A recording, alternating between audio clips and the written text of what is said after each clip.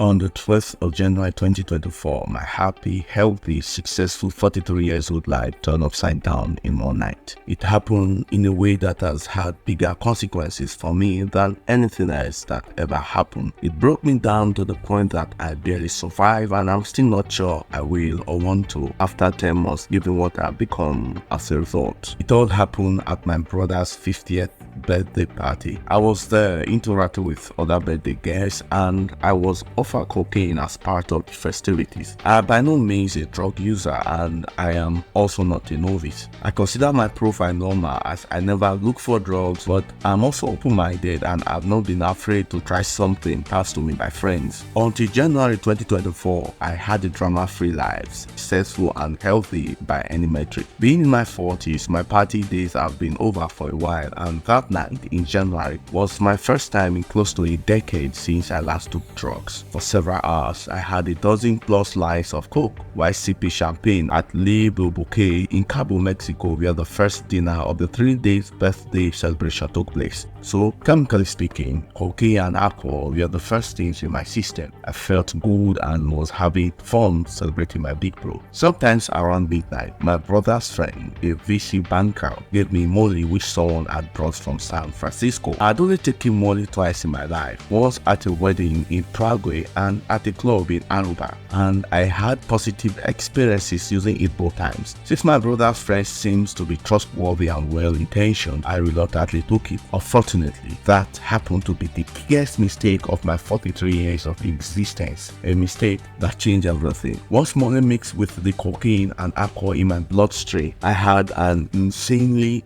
negative effect. I became preoccupied and panicking with an overwhelming anxiety never previously known in my life. After an hour in that state, I had to leave the after party. I was consumed with unease that couldn't continue to talk to people. When I got back to my hotel room, I wasn't able to sleep, which I figured was normal since cocaine can make relaxation a hassle. I lay in bed, stressed for the rest of the night, eventually getting to sleep around 6 a.m. That afternoon when I woke up, the panic and anxiety still hadn't gone away. I stayed in bed, skipping the tour of the birthday party, drifting in and out of naps, always with the same psychological malaise. This non-situational anxiety that started the night before was an entirely new feeling to me. I'd never had any psychological disorder or taken a single psych med. The next day came and went, with me staying in bed, continuing to feel this anxiety without any thought attached to it. I skipped most of the third and final day of the long weekend birthday bash, and that is when the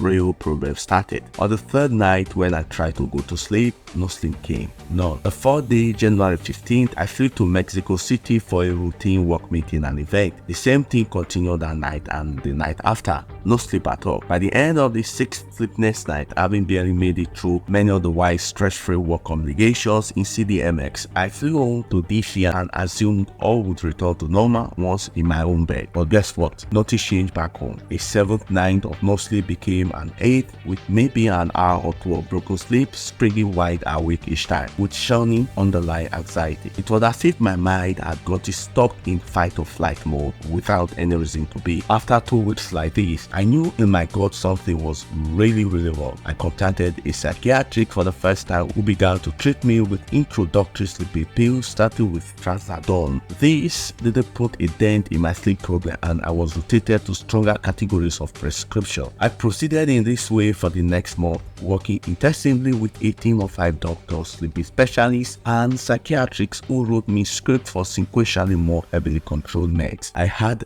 every blood work panel done, a sleep study, MRI, EEG, I had a CBT course, etc. None of these investigations provided doctors an insight into what had happened in my brain. By the 3 months mark, I had tried over 40 different on-label and off-label sleep drugs, including the newest design ones like the Doras that had to be specifically ordered by the pharmacy. I was becoming so desperate to sleep that I spent about $1,000 to get a monthly supply of a particular sleeping drug without insurance cover, whose name I can't even pronounce, and I was not even sure it would work. Yeah, your guess is as good as mine. It didn't. Against these sleepless nights, I spent my days working out like crazy in the gym and running miles outside in the hope of tiring myself to sleep. I was like a warrior fighting this battle and got into the best shape of my life as a result, despite mentally deteriorating as my sleeplessness struggled. Little by little, I started removing as many potential stressors from my life as I could possibly think of in the hope it might help me sleep. I pushed all passion and intensity from my personal life into the background, shutting out love. At work, until this point, I had been doing what I could to keep on top of running a company, masking my increasingly exhausted appearance and debilitated mental state. On days when I just couldn't function, I couched my absence as migraines among colleagues and friends. I was too embarrassed to say I was sleeping, something that got naturally to everyone, including me, for 43 years. The mental and physical toll eventually became unsustainable and I had to start an indefinite leave of absence from the job I loved. I cut out all travel and personal commitment, I cancelled trips and appointed surrogate. Yet nothing I did to streamline my life changed the sleeplessness. I never yawned, never got tired. All I could ever manage was an hour or two of heavily medicated sleep, holding out hope with each passing week that a new prescription cocktail might somehow finally bring restorative rest. At the end of the 3 months, I had spent over $10,000 seeing the best doctors within a 3-hour radius from me, most of whom don't take insurance. Still, I was no closer to any solution, let alone a basic understanding of what medically I was facing. I reduced my routine to only the healthiest, least stressful activities, clean food, textbooks, sleeping, hygiene, etc. But no matter how much I streamlined my life, I still couldn't sleep at night. It had become a hell you can't imagine without relief, not for one night. By mid-April, 4th month, I was encouraged by my doctors and the few closest people I had let into my struggle. I took the next step and checked myself into a series of private clinic and hospital residencies in the hope of treating this mysterious condition inpatient with 24 hours observation and care. In late April and early May, I traveled to Texas and checked into one of the top health facilities in the country, the kind of oasis that makes you check in your food so there's nothing to distract you from getting better. While inpatient there, I was placed on a different kind of medication, an SSRI with no obvious relationship to sleep. It was given to me to treat the anxiety increasingly surrounding me in this saga as I shut my life down. Lexapro, a serotonin reuptake inhibitor, works purely on serotonin like MDMA. Miraculously and unexpectedly for the doctors, Lexapro finally put me to sleep. For the first 2 weeks I took it, my life was back to normal and I had at last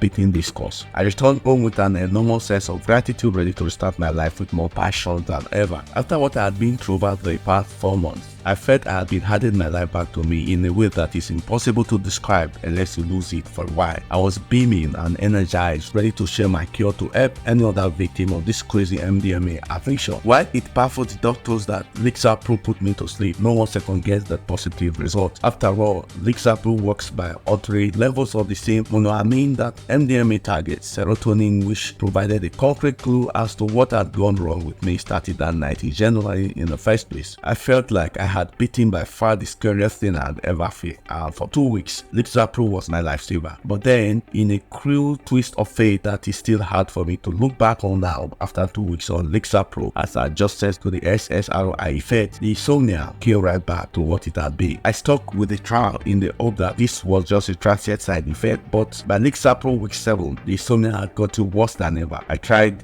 other serotonin modulators like Trintelix, but nothing got me back to sleep. The magic honeymoon of Lexapro became a bittersweet memory of 2 weeks of restorative rest that disappeared as unexpectedly as it came. A few weeks later in June, I was finally able to see the chief sleep neurologist at Johns Hopkins, Dr. Christopher Early, who had been trying to get in with for months, but he spoke a year in advance as the National Authority on Sleep Science and the Brain. A family friend on the Hopkins board helped me get up the list. On hearing my story, after examining the details of my child and consulting with his colleague at Hopkins, Dr. Joe Ricaute, a well-known researcher on MDMA neurotoxicity since the 90s, Dr. Early told me what I had taken that night in Mexico caused a 1 in a million reaction in my brain. Dr. Early couldn't tell me if it would ever get better or what treatment might help my sleep system regenerate. He felt that Lexapro, offering a 2-week solution, held evidence clues as to the original damage, but couldn't explain why Lexapro stopped working after 2 weeks, not knowing if anything would ever work. Dr. Ierling agreed to treat my case on an experimental basis and order a new week-long sleep study for more data. June gave way to July, and the 6th-month anniversary of my insomnia was fast approaching. As this dreary milestone yet, I became increasingly isolated. I was losing hope. I hadn't been to work in months. I'd retreated from my private life. My mental health had crumbled, and I'd lost precious part of my world that meant everything to me. More than $200 out of my pocket had been spent going to the top doctors and experts in the world. Whatever it took to get me better had been invested, knowing that my life and future was increasingly on the line. But despite seeking out the best of the best, no one could get me to sleep, tell me how long this would last, or if the persistent insomnia ever would go away. So by the time July came around and my unending insomnia hit the 6th-month mark, I had been broken to the core. I was becoming full-blown suicidal. So for a guy who had never once been depressed, much less considered the idea of suicide, even as something I had never understood in other people who were suffering, I never grasped what could bring someone to that state of mind. By July, suicidal ideation had become my everyday battle. They say the higher you climb, the harder you fall. The person I was in December and before now feels like a character from a distant movie that I look back to and miss. Everything, every moment seems in the past. Through the 4-day delirium of time between then and now, it's both a miracle and a curse that I'm still here. Either way, January 12th was in some ways the last day of my life. What happened to me from one night of mourning will be one of the most severe, adverse, and life-changing reactions of all time. What do you think I should do to start sleeping on my day? Do you think I will ever overcome this? Kindly share your thoughts in the comment below. Thank you.